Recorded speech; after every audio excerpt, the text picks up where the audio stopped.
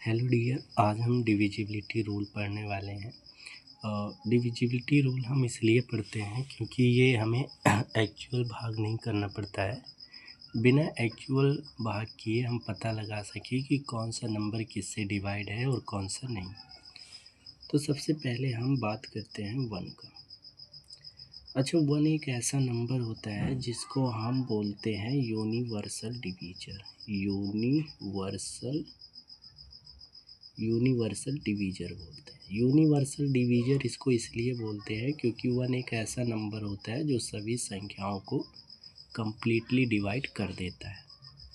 उसके बाद अगर हम बात करें 2 का, तो 2 एक ऐसा नंबर होता है कि अगर किसी संख्या का जो यूनिट डिजिट है, यानी कि वंस प्लेस यूनिट डिजिट है, अगर वहाँ पे हमारा 0 है, 2 है, 4 है, 6 है, 8 है, अगर इन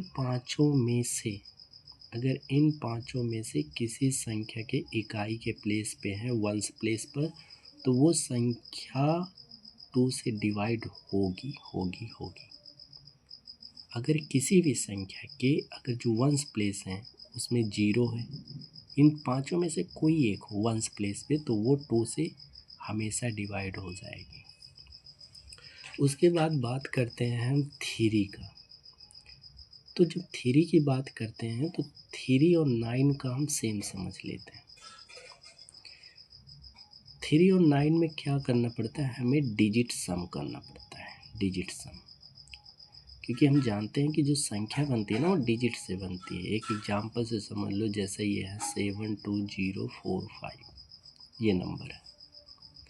इस नंबर में कौन कौन सा डिजिट आया है, एक 7 आया है, और एक 2 आया है, एक 0 आया है, और एक 4 आया है, और एक 5 आया है।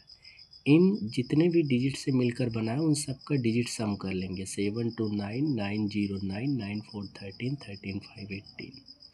अब क्या 18 3 से डिवाइड है? तो बिल्कुल डिवाइड है। अगर बड़ा आ जाता है ना, तो फिर से हम डिजिट सम कर लेते हैं।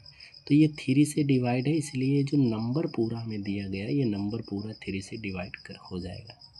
क्या ये डिजिट सम 9 से डिवाइड है? तो जी हाँ, तो ये नंबर हमारा 9 से भी डिवाइड हो जाएगा। कहने का मतलब, अगर किसी संख्या के जो डिजिट सम है, अगर वो 3 से डिवाइड हो जाता है तो पूरा नंबर भी 3 से डिवाइड हो जाएगा। हमें एक्चुअल मल्टीपल करने का, डिवीज़न करने की नीड नहीं पड़ती है। और अगर किसी संख्या के इकाई के अंकों का, अगर किसी संख्या के अंकों का योग 9 से भी डिवाइड हो जाता है, तो वो संख्या 9 से भी डिवाइड हो जाएगी। यहाँ तक बात क्लियर है?